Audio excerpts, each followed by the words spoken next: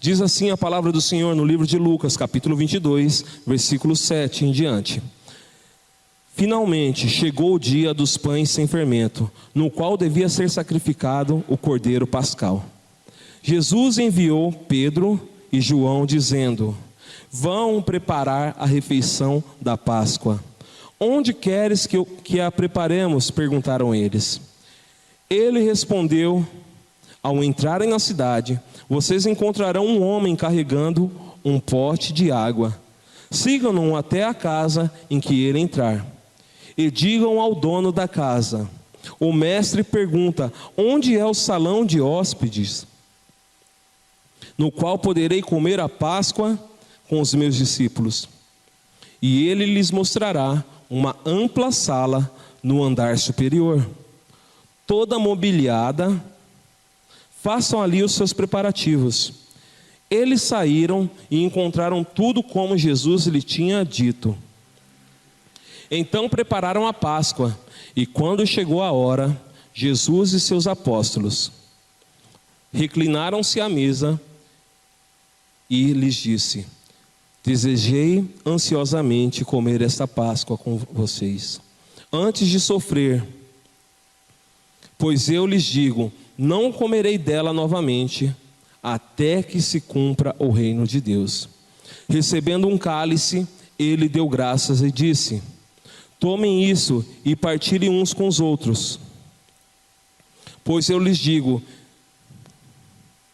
que não beberei. Recebendo o cálice, deu graças e disse: tome isso e partilhem uns com os outros. Pois eu lhes digo que não beberei outra vez do fruto da videira, até que venha o reino de Deus. Tomando o pão, deu graças e partiu e os deu aos discípulos, dizendo: isto é meu corpo, dado em favor de vocês. Façam isto em memória de mim. Da mesma forma, depois da ceia, tomou o cálice, dizendo: este cálice é a nova aliança do meu sangue, derramada em favor de vocês. Rei dos reis, Senhor dos senhores, nós estamos agora aqui diante da tua presença, diante da tua palavra e diante do teu Santo Espírito. Espírito Santo de Deus, que o Senhor fale conosco, fale, ó Pai querido, com as nossas vidas, que o Senhor conduza, ó Pai querido, toda essa ministração. Ah, Jesus, a tua palavra diz que sem ti nada podemos fazer. Então fala com o teu povo, dá a direção, guia-nos, ó Pai querido, ao caminho de toda a verdade que é o Senhor. Nos orienta, porque precisamos do Senhor, hoje aqui neste lugar. Em teu nome santo que eu oro e agradeço. Amém e amém. Glória a Deus. Nós, como eu disse antes de começar a ler o texto, nós estamos caminhando para os últimos lares em que Jesus frequentou.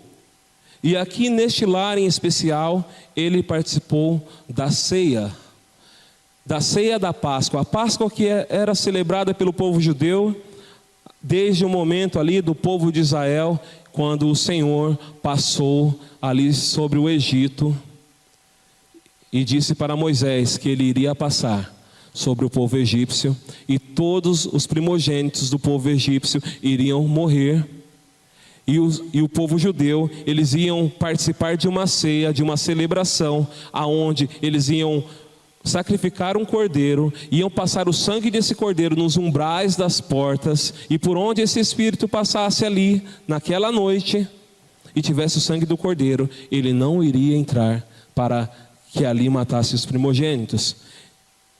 E a Páscoa nada mais significa do que passagem, que foi quando passou o Espírito ali, aonde consumiu os primogênitos do povo egípcio. E houve a grande celebração do povo de Israel, porque Deus trouxe livramento do meio da nação de Israel, e houve comunhão entre Deus e o seu povo. E a palavra do Senhor diz que ali houve o cordeiro foi imolado, e a palavra do Senhor diz que sem derramamento de sangue não há perdão dos pecados. E ali foi um momento em que Deus estava fazendo o quê? Perdoando os pecados do seu povo antes de tirar eles do Egito. Deus estava regenerando e transformando a vida do seu povo para dizer que eles iam viver uma nova vida com o seu Deus. E essa celebração Deus ordenou para Moisés que fosse feita todos os anos, e todos os anos o povo judeu, eles celebravam a Páscoa. E Cristo diz aqui que ele desejava se reunir com os apóstolos, ali com seus discípulos, para celebrar essa Páscoa e realizar a ceia do Senhor. Cristo já sabia o que iria acontecer naquela semana.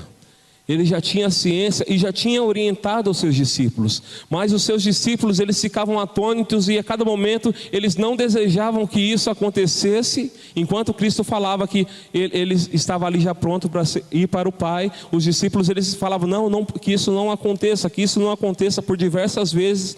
Nós vamos ver em textos antes desse que os apóstolos falavam que isso não deveria acontecer. Mas Cristo ele veio para cumprir a sua obra. E aqui ele tem um momento com os seus discípulos. E esse momento é um momento que a igreja do Senhor vive desde este momento em que Cristo celebrou com Pedro, com João, com Tiago e com os demais discípulos.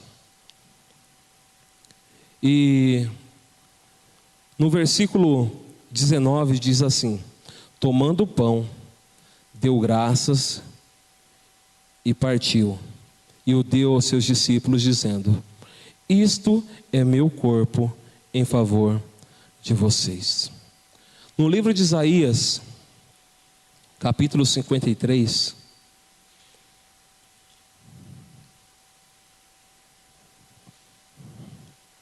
a partir do versículo 4, diz assim: certamente Ele tomou sobre si as nossas enfermidades e sobre si levou as nossas doenças. Contudo, nós o consideramos castigado por Deus, castigado por Deus atingido e afligido. Mas Ele foi transpassado por causa das nossas transgressões, foi esmagado por causa de nossas iniquidades. O castigo que nos trouxe a paz estava sobre ele, e pelas suas feridas fomos curados. A primeira parte da ceia, a palavra do Senhor diz: este é o meu corpo. E aqui no livro de Isaías, ele diz que o seu corpo, certamente, Ele tomou sobre si as nossas enfermidades e sobre si levou as nossas doenças. Mas Ele foi transpassado por causa das nossas transgressões. A primeira parte da ceia, nós partilhamos do corpo de Cristo. E quando nós temos comunhão como igreja do Senhor, a palavra do Senhor diz que nós celebramos a ceia, nós celebramos a ceia para dizer até que o Senhor venha. Nós sempre vamos celebrar até que Ele venha. E Ele diz: faça isso em memória de mim.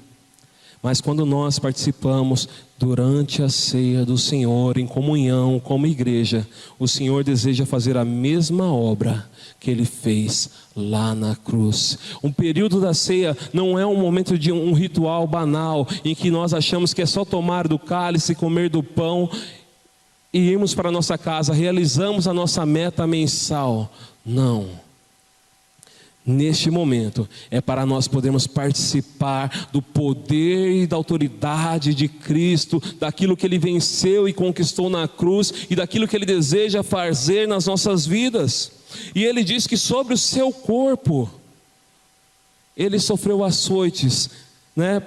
Sobre o seu corpo Ele foi transpassado por causa das nossas transgressões.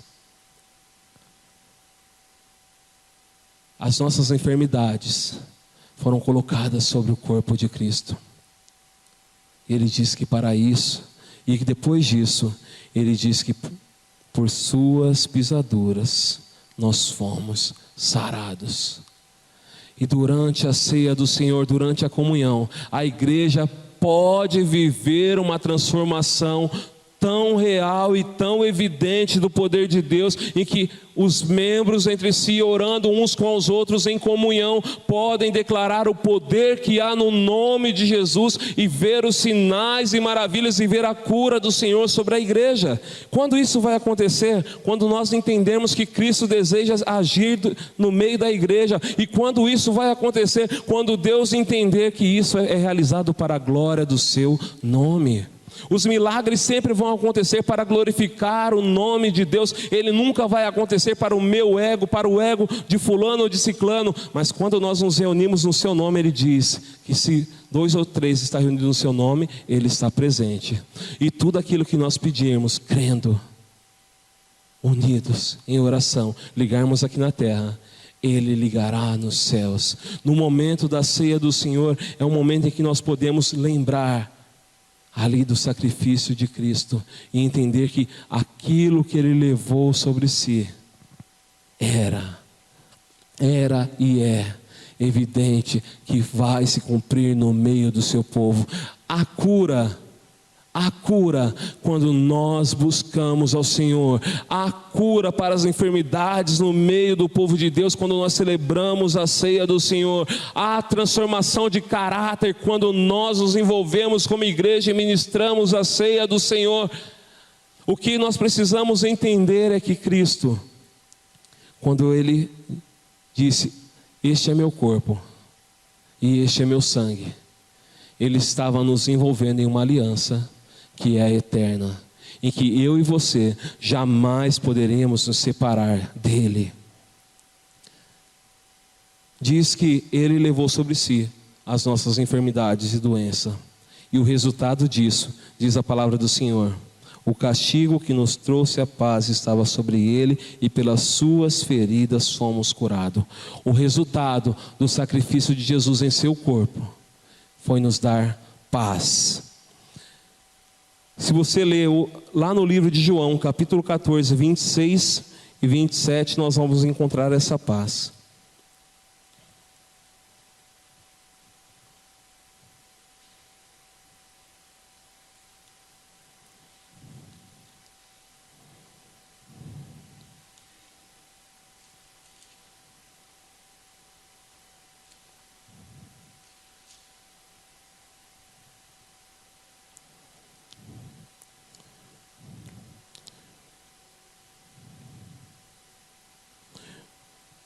Diz assim a palavra do Senhor: mas o Conselheiro, o Espírito Santo, que o Pai enviará em meu nome, lhes ensinará todas as coisas e lhes fará lembrar de tudo o que eu lhes disse. Deixo-lhes a paz, a minha paz lhe dou, não dou como o mundo dá. Não se turbe o seu coração, nem tenha medo. O mundo, ele dá uma paz que é sempre provisória, é sempre confiando em algo que é escasso, é sempre confiando em algo que é finito, é sempre confiando em algo que vai acabar em algum momento e você vai precisar buscar em outra fonte para que você possa ter paz. É tudo provisório, mas a paz que Cristo dá, ela é eterna. Ele fala: não dou como o mundo dá, porque a paz que Ele nos dá é comunhão com o Santo Espírito de Deus. Porque a paz que Ele nos dá é comunhão com o Pai Todo-Poderoso. Porque a paz que Ele nos dá é comunhão com Ele. Quando eu e você temos um encontro com Cristo, quando eu e você partilhamos da ceia, quando nós partilhamos do corpo de Cristo, da reunião com os santos e da comunhão com o próprio Cristo, nós temos comunhão com Deus Todo-Poderoso. E isso não pode e não acaba, porque o governo de Cristo, como foi lido, ele jamais acabará. O seu reinado sobre a minha e sobre a sua vida, ele jamais acabará. Ele sempre irá nos conduzir, ele sempre irá nos guiar. E olha, Cristo diz em sua palavra, Deus Todo-Poderoso diz em sua palavra lá no Salmo 23, olha, que nós podemos passar até pelo vale da sombra e da morte, mas não vamos temer mal algum, porque o Senhor nosso Deus está lá conosco. Ele diz que a tua vara e o teu cajado me consola. Ele nos traz para perto, Ele nos corrige, Ele nos aproxima dEle, Ele nos orienta o caminho que devemos andar. E diz a palavra do Senhor, e diz ali que o Senhor é o nosso pastor, né? E ali e Davi, ele declara esse salmo como um pastor cuida das suas ovelhas. E quando nós estamos andando ali pelo vale da sombra da morte, e o pastor toma a ovelha ali com sua vara e com seu cajado, ele coloca sobre os seus ombros a sua ovelha e leva em segurança de volta para o seu aprisco. Então, essa paz o mundo não pode tirar de você, porque o nosso Deus, Ele sempre te levará em segurança. Não importa qual é o caminho que você está passando, Ele vai lá, te toma pelas mãos, se é um caminho de dificuldade, e te leva para o caminho seguro. Se é um caminho plano, Ele te conduz em paz e em segurança. Se é um caminho de calor escaldante, Ele vai por uma nuvem que vai te proteger do calor. Se foi na noite mais fria, Ele vai colocar uma coluna de fogo e vai estabelecer a sua presença sobre a sua vida. Mas essa paz o mundo não consegue te dar, mas o seu Deus, Ele sempre irá à sua frente, e o seu Santo Espírito sempre irá te fazer lembrar daquilo que Cristo um dia falou, um dia ministrou, um dia declarou em sua palavra. E essas palavras de que o Espírito Santo te fará lembrar, serão elas que irão te motivar a prosseguir. E daí você vai falar assim para o enfermo: eu vou orar por você, porque Cristo levou sobre si as nossas enfermidades. Eu vou orar por você, porque Cristo, Ele sim, Ele decretou em sua palavra, Ele declarou em sua palavra que Ele levou sobre si as nossas enfermidades. E você vai declarar uma palavra que vai trazer paz e consolo sobre a vida daquele que precisa de paz. Nessas semanas eu tenho pedido para o Senhor para que Ele sempre apresente alguém para que eu possa falar do seu reino, do seu governo, para que eu possa anunciar o seu evangelho. E Deus, Ele tem sido tão bom que Ele tem apresentado pessoas que eu talvez jamais conheceria se eu não tivesse feito essas orações. E são formas diferentes de abordagens. Talvez que muitas pessoas não parassem para ajudar, como uma pessoa, o Senhor, ninguém parou para ajudar. Mas eu decidi olhar para Deus e não olhar para a situação das pessoas. Eu decidi olhar não para a situação financeira, ou para a maneira que a pessoa está vestida, ou como ela está se portando, ou o que ela está querendo, mas eu decidi falar do Evangelho de Cristo, que transforma, que liberta e que pode tirar a pessoa do caos em que ela está vivendo. E eu conheci 3 pessoas nessa semana que se passou. 3 pessoas que viviam em extrema miséria espiritual. Um senhor de idade que tinha perdido a sua mãe. E quando eu comecei a conversar com ele, partilhar do amor de Deus, da palavra do Senhor, com todos eles eu sempre uso o mesmo versículo, só que falando de histórias diferentes, contextos diferentes, abordagens diferentes, mas o mesmo versículo. E esse senhor diz assim: o meu nome está na Bíblia, né? Daí eu perguntei qual era o nome dele, daí ele falou: era César.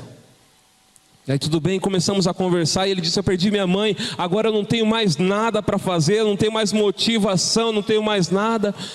E ali eu pude anunciar a palavra do Senhor. E enquanto eu começava a falar da palavra de Deus, anunciar a palavra do Senhor, aquele homem começou a chorar, e você via as lágrimas escorrendo dos olhos, ele enxugando as lágrimas, e eu falando de Jesus, e pude ali partilhar do amor de Deus, e partilhei também do amor que eu deveria ter por ele, ajudando ele da forma que ele precisava. Mas a palavra do Senhor foi pregada.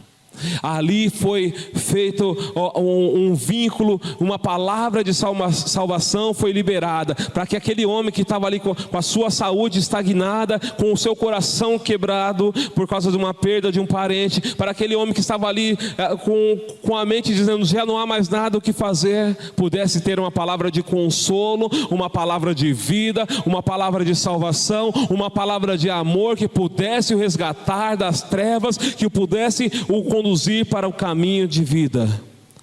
E a palavra do Senhor foi pregada. E quando eu saí ali, depois que eu o deixei no local onde ele precisava ali, que eu conversei com ele, eu orei para Deus e falei: Senhor, que não sejam as lágrimas somente que caiam dos olhos, mas que seja transformação na vida dele. Porque o que nós desejamos não é tocar os corações e trazer sentimentos na vida das pessoas, mas o que nós desejamos é que Cristo faça a obra e a transforme por inteiro. E esse era meu desejo, porque cada vez eu desejo que Cristo apresente mais pessoas para que seja falado do seu reino, para que ele seja manifesto, para que vidas sejam transformadas, para que pessoas pelas pisaduras de Cristo possam ser curadas, para que pessoas pelas pisaduras de Cristo possam ter a sua saúde restaurada, tanto no corpo físico quanto nas suas almas. Porque um dia nós estávamos enfermos por causa do pecado, e Cristo Jesus nos tratou de tal forma que ele nos curou das nossas transgressões, por causa das pisaduras que ele sofreu no seu corpo. E esse é meu desejo sobre a vida daquele homem chamado César. Depois, acho que antes do César, eu encontrei outra pessoa, e essa pessoa foi em Jundiaí. Era para eu pagar um estacionamento. Eu não quis pagar um estacionamento, eu quis ser muquirana. E falei: eu não vou pagar estacionamento, eu vou ficar em tal lugar e não vou pagar estacionamento. Eu não queria pagar o estacionamento. Deus queria realizar a sua obra em mais 2 vidas. E estou eu sossegado no carro, a pessoa bate no vidro: oi, tudo bem? E ali eu pude anunciar o reino de Deus para 2 pessoas. E de novo a mesma situação. Eu sempre, como eu disse, eu sempre uso o mesmo versículo: que Deus prova o seu amor para conosco pelo fato de que Cristo morreu por nós, sendo nós ainda pecadores. E comecei ali a compartilhar partes da minha história e da minha vida. E de novo, mais uma pessoa ficou emocionada. Eu não estou contando isso para me gloriar. Eu estou contando isso para partilhar da obra que Cristo deseja fazer através da sua igreja. Quando nós participamos do corpo de Cristo, nós somos um corpo que está em movimento. Ele não para, não está estagnado. E ali, mais 2 idas em que eu pude apresentar o amor de Deus. E ele disse assim: eu e minha esposa. E eu disse assim: vamos conhecer sua esposa. E ele chegou, a esposa dele ficou ali encostada do lado, né? E daí ele falou assim: que você não seja preconceituoso, ele disse para mim. Porque a esposa dele era trans. Eu falei: não vou ser preconceituoso, eu estou só fechando a janela e fechando a porta e vou sair para conversar com vocês 2. E conversei com eles, e partilhei do amor de Deus, e falei da liberdade que Cristo pode proporcionar para a vida deles. E a igreja viva, ela tem que fazer isso.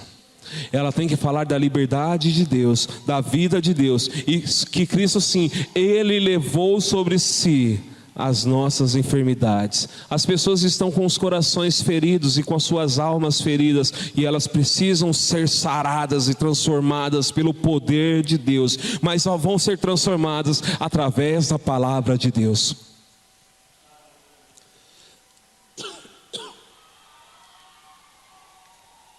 E a palavra do Senhor diz: mas como ouvirão se não há quem pregue? E como pregarão se ninguém se dispõe a ir? É chegado o tempo de, como igreja viva, nós possamos entender que a igreja está em movimento, que a igreja não pode ficar parada dentro de um salão A igreja não pode ficar parado dentro da sua casa falando: eu sou a igreja, e não se propor a fazer o ID do Senhor.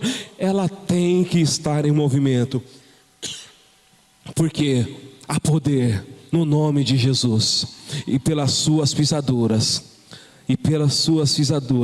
nós somos sarados, e encontramos nele a paz.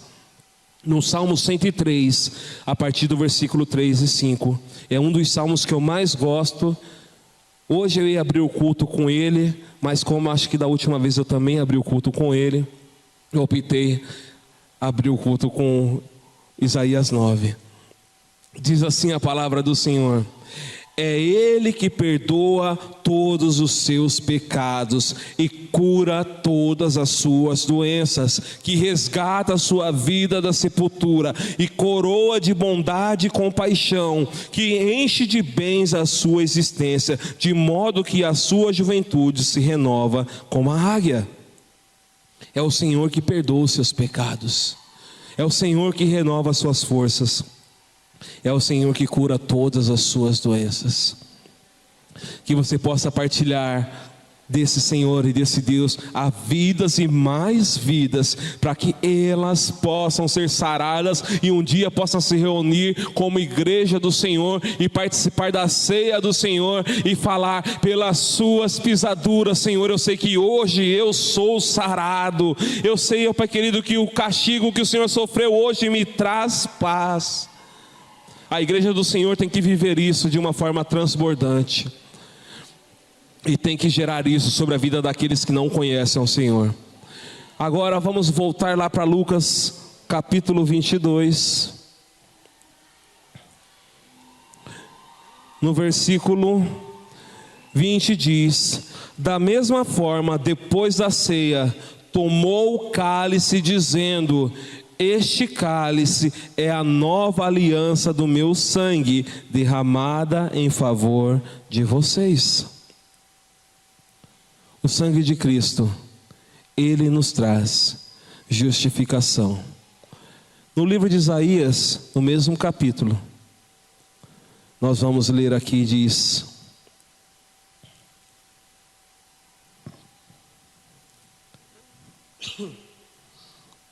diz assim a partir do versículo 6: todos nós,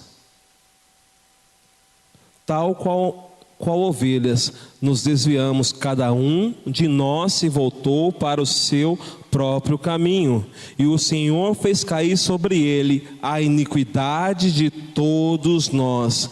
Ele foi oprimido e afligido, e contudo não abriu a sua boca. Como um cordeiro foi levado para o matadouro, e como ovelha que diante de seus tosquiadores fica calada, ele não abriu a sua boca. Com julgamento opressivo ele foi levado. E quem pode falar dos seus descendentes? Pois ele foi eliminado da terra dos viventes. Por causa da transgressão do meu povo, ele foi golpeado. Foi-lhe dado um túmulo como os ímpios, e com os ricos em sua morte, embora não tivesse cometido nenhuma violência, nem houve nele nenhuma mentira em sua boca. Contudo foi da vontade do Senhor esmagá-lo e fazê-lo sofrer. E embora o Senhor tenha feito da vida dele uma oferta pela culpa, ele verá sua prole e prolongará os seus dias, e a vontade do Senhor prosperará em sua mão. Depois do sofrimento de sua alma, ele verá a luz e ficará satisfeito. Pelo seu conhecimento, meu servo justo justificará a muitos e levará a iniquidade deles. Por isso eu lhes darei uma porção entre os grandes, e ele dividirá os despojos com os fortes, porquanto ele derramou a sua vida até a morte, e foi contado entre os transgressores, pois ele levou o pecado de muitos, e pelos transgressores intercedeu. Jesus Cristo, ele diz ali: este é o sangue, e este é o cálice da nova aliança, no meu sangue derramado em favor de vocês. Aqui no versículo 10 diz, embora o Senhor tenha feito da vida dele uma oferta pela culpa. Se nós lermos no livro de Levíticos, nós vamos ver que a oferta pela culpa era oferecido um carneiro. Para todo aquele que cometesse algum pecado, era necessário que ele levasse um carneiro e sacrificasse em favor do seu pecado. E Jesus Cristo, ele foi aqui, a palavra do Senhor diz que ele foi levado ao matadouro como uma ovelha muda. Ele foi levado ali e ele não reclamou em nenhum momento, mas ele se entregou por mim e por você e derramou o seu sangue. E quando nós tomamos a ceia, ele diz assim: este é o sangue da nova aliança. E essa nova aliança, que é eterna, de comunhão com Cristo, nos traz, por causa das nossas transgressões e das iniquidades, o resultado dela é justificação e salvação. A palavra do Senhor diz que sem derramamento de sangue não há remissão de pecados. E Jesus Cristo, ele derramou o seu sangue na cruz. No livro de Romanos, capítulo 5, que está o versículo que eu sempre uso para ministrar, diz assim a palavra do Senhor, a partir do versículo 6, de fato no devido tempo, quando ainda éramos fracos, Cristo morreu pelos ímpios. Dificilmente haverá alguém que morra por um justo, embora pelo homem bom talvez alguém tenha coragem de morrer, mas Deus demonstra o seu amor por nós. Cristo morreu em nosso favor, quando ainda éramos pecadores. Como agora fomos justificados por seu sangue, muito mais ainda, por meio dele, seremos salvos da ira de Deus. Esse sangue nos justifica. Esse sangue, ele tem o poder de perdoar pecados. E Cristo Jesus ali estava vivendo um momento com seus discípulos, dizendo: este é o sangue da nova aliança. E talvez ali naqueles momentos os discípulos não estavam entendendo o que Cristo estava querendo dizer. Mas Cristo estava fazendo algo que para o povo judeu, naquele tempo, era algo em que eles levavam muito em conta, que era a aliança de sangue. E Cristo estava fazendo essa aliança com os apóstolos e posteriormente com a sua igreja, que somos nós. Essa aliança de sangue, ela envolvia os dois elementos em que Cristo envolveu aqui: o pão e o vinho. E nessa aliança de sangue, em que envolvia o pão e o vinho, e que era partilhado ali, isso significava que eu estava ligado com Cristo e Cristo estava ligado em mim, de uma forma que não havia mais como separar um do outro. A aliança de sangue, esse relacionamento, ele é feito dessa forma, de uma forma em que não há mais como separar essa comunhão. E Cristo estava ali dizendo para os seus apóstolos ali naquele momento: eu tenho comunhão com vocês, e quando olharem para vocês verão a mim, e quando olharem para mim verão vocês a minha igreja. E essa comunhão se estendeu para nós. E quando o mundo olhar para nós, eles têm que olhar e enxergar Cristo vivo em nós. E quando eles enxergarem Cristo em nós, eles vão poder ver a luz do mundo, aquela que Cristo diz que eu e você somos, a luz do mundo e sal da terra. E essa aliança de sangue que Cristo fez ali, Ele estava dizendo: olha, esse é meu sangue derramado por vocês, que vai trazer justificação para os seus pecados, que vai perdoar os seus pecados, que vai trazer salvação. E quando vocês anunciarem o meu reino, vocês vão se lembrar da minha morte e da minha ressurreição, e vão falar: olha, o castigo que nos traz a paz estava sobre ele, mas ele não se importou, ele se entregou naquela cruz e morreu, sofreu morte de cruz, para que você pudesse ter comunhão com ele, para que você pudesse estar nele e ele em você, para que você pudesse andar nessa terra e as pessoas olharem para você e ver Cristo estampado no seu rosto. E essa aliança de Cristo, que traz justificação e salvação, ela tem que estar no meio da igreja. E tem que transformar a igreja dia após dia. Uma igreja que não se arrepende, uma igreja que se acostuma com o pecado.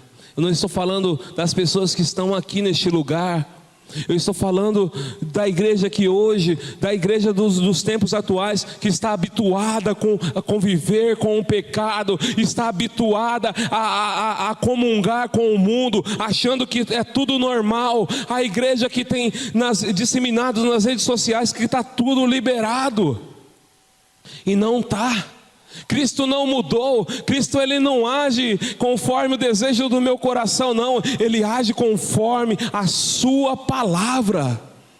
As pessoas estão pregando desejos do seu coração, tentando transformar a palavra de Deus pelos desejos do seu coração, mas a palavra do Senhor diz que os nossos corações serão transformados através da sua palavra, e não o contrário.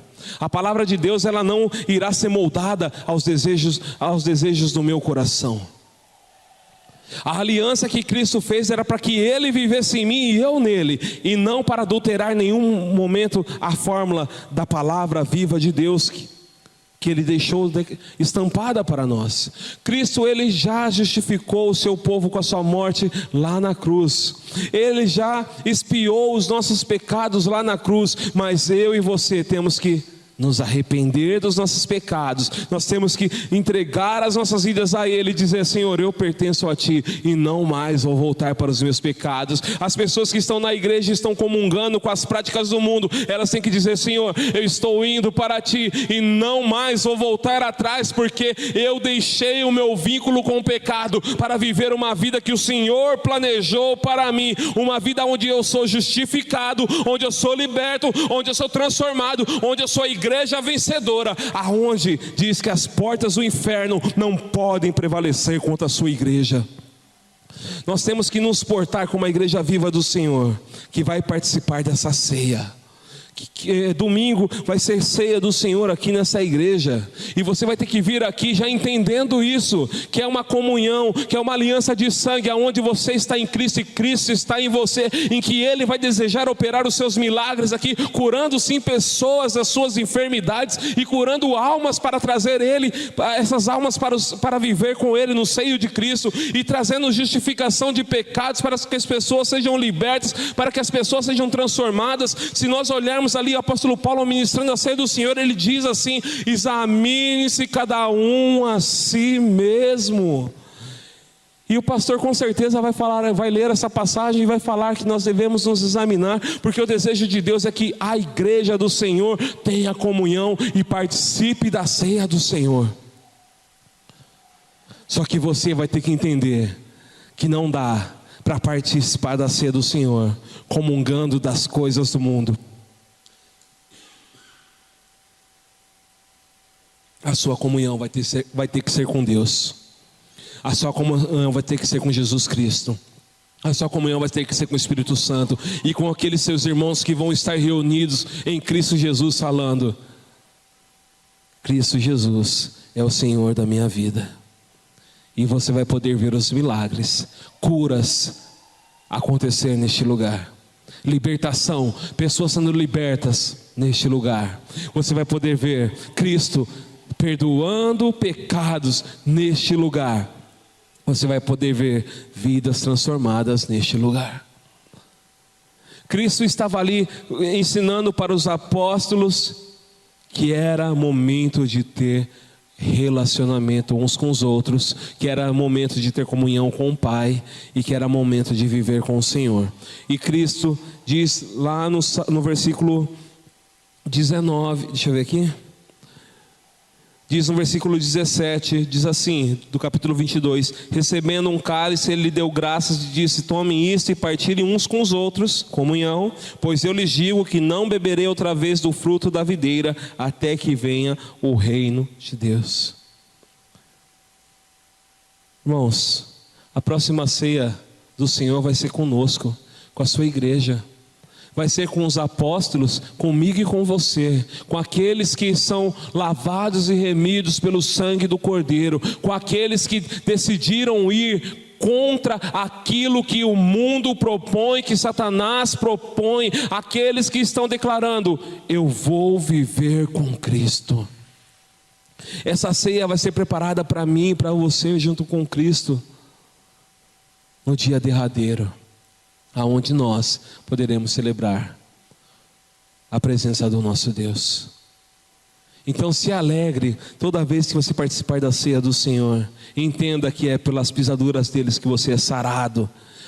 Ele levou as transgressões, as suas culpas, as suas iniquidades sobre ele. Sim, ele perdoou dos seus pecados, mas ele deseja que você seja aquele que vai anunciar o seu reino, para que mais pessoas possam viver e entrar no reino dele. Ele deseja que você seja a pessoa que vai anunciar o governo dele, para que mais pessoas falem: eu entrego a minha vida a Jesus, eu creio no sacrifício dele na cruz, eu creio e quero participar dessa ceia, aonde há comunhão, aonde Cristo viverá em mim e eu viverei nele, e jamais poderá ser quebrada essa aliança. Essa aliança de sangue que Cristo fez foi para que eu e você pudéssemos viver com ele eternamente. No livro de João, ele diz assim, que aquele que não comer da sua carne e não beber do seu sangue não terá comunhão com ele. E ele diz: porque só dessa forma você terá comunhão comigo, e eu viverei em você e você em mim. Eu estou parafraseando os versículos, e isso é um sinal de que Cristo estava declarando como seria a ceia do Senhor, para que Cristo viva em mim e eu viva nele. Abraão, quando se encontrou com Melquisedeque, ele levou consigo pães e vinho, e ele fez uma aliança com o sumo sacerdote Melquisedeque ali de sangue, da mesma forma em que nós temos com Cristo Jesus. Que eu e você possamos partilhar dessa aliança dia após dia com Cristo Jesus. Que Cristo esteja em mim e que eu esteja nele. Que Cristo esteja em ti e você esteja nele.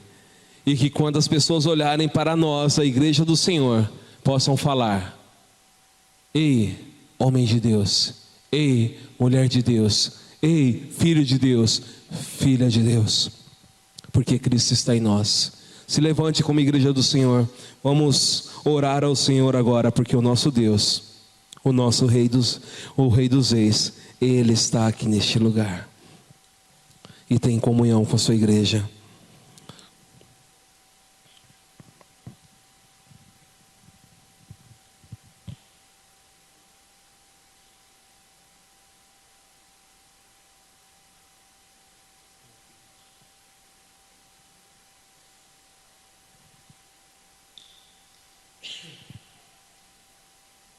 Glória a Deus. Senhor Deus Todo-Poderoso, nós cremos, Jesus, na sua palavra e na sua vida, ó Pai querido, na sua morte na cruz, na sua ressurreição, na sua autoridade, ó Pai querido, sobre todas as coisas. Nós cremos que Tu és o Senhor, ó Pai querido, e que com poder e com autoridade o Senhor reina sobre as nossas vidas, e que nós precisamos dia após dia do Senhor, ó Pai querido, nos direcionando, ó Pai querido, e nos conduzindo para viver contigo. Pai, que haja em nós, ó Pai querido, a Tua presença, que ao andarmos, ó Pai querido, nas ruas dessa cidade, no nosso trabalho, Senhor, onde moramos, as pessoas, ó Pai querido, não nos reconheçam somente por quem ela já nos viu, mas nos reconheça porque somos homens e mulheres de Deus. que, ó Pai querido, leva sobre si a tua presença, que leva impresso em seus corações o caráter de Cristo, que levam, ó Pai querido, em suas vidas, Pai querido, o teu poder, a tua autoridade, e quando, ó Pai querido, andam diante de ti, podem levantar as suas mãos e orar pelo enfermo para que ele seja curado, podem, ó Pai querido, abrir a sua boca e anunciar o reino de Deus, para que essas vidas possam ser libertas, ó Pai querido, e conhecer o teu reino. Deus, que os teus filhos, ó Pai querido, possam se movimentar, ó Pai querido, no meio desta geração, ó Pai querido, e ser agentes transformadores nessa geração, aonde pessoas irão, ó Pai querido, ter conexão, ter comunhão contigo, aonde vidas e mais vidas irão se chegar e dizer: eu creio na tua obra, ó Pai querido, redentora na cruz, eu creio no teu nome, Jesus, eu creio no teu poder, eu sei que há poder no nome de Jesus para quebrar as cadeias, para romper os grilhões, para libertar a minha vida, Pai querido, do cativeiro, Senhor, para que mais pessoas possam ouvir através da sua igreja, que há poder no nome de Jesus para transformar histórias. Porque nós, como sua igreja, não queremos estar estagnados, ó Pai querido, somente reunidos neste lugar, ó Pai querido, ou em nossos lares falando que somos igrejas, mas queremos avançar nessa terra assim como o Senhor avançou no seu tempo na terra, Pai querido, fazendo os teus milagres. Porque o Senhor diz, ó Pai querido, que nós, ó Pai querido, que cremos nos seus nomes, faremos obras semelhantes às tuas.